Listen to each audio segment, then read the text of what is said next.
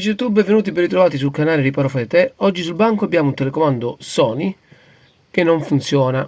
Se io vado a premere il tasto di accensione e spegnimento, non ho nessun segno di vita. Andiamo a smontare il telecomando e a verificare qual è il problema. Amici, ecco come si presenta il nostro telecomando Sony una volta aperto. Per aprire il telecomando è molto semplice, basta fare un po' di leve lungo il perimetro e il telecomando si apre con facilità. All'interno notiamo subito il difetto del nostro telecomando: non è un condensatore, non è il diodo, il LED che emette l'impulso, ma è la parte della molla che si è staccata per via della ruggine.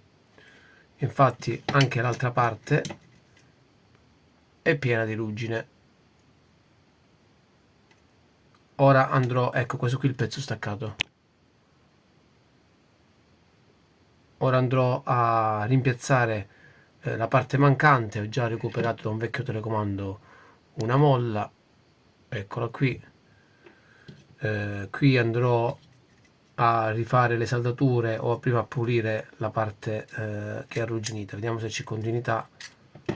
Qualora non ci fosse, vediamo se riesco a saldare un pezzo di filo da una parte all'altra. Vediamo un attimino.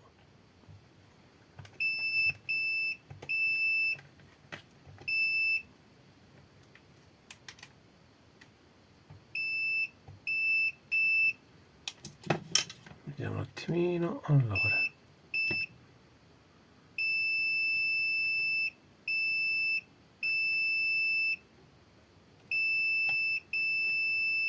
sì, allora vado solo a pulire questa parte qua con un po' di spray pulisci i contatti e poi vado a ripristinare la pista che vi dicevo prima, quindi questa qui.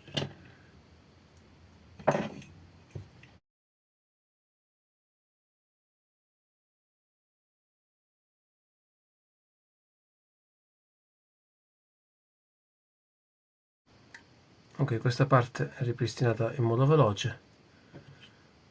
Andiamo a ripristinare l'altra.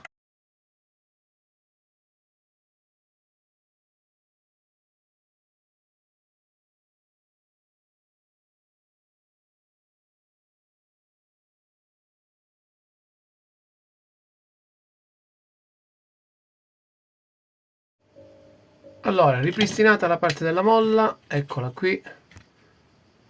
Ho dovuto un po' sagomare la molla, tagliarla e sagomarla perché non entrava bene. Ecco qui. Questa era la parte arrugginita.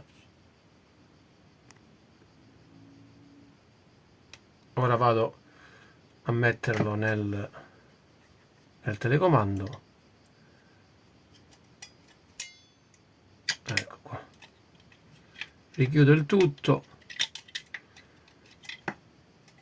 Ecco qua, richiudo il tutto e andiamo a testare il telecomando, ok? Allora amici, telecomando rimontato e come potete notare, un attimo a chiudere la luce,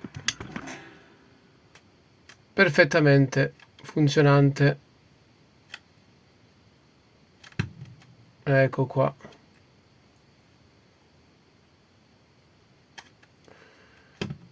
Telecomando riparato con successo per una piccola molla che si era arrugginita e si era spezzato, il telecomando non funzionava.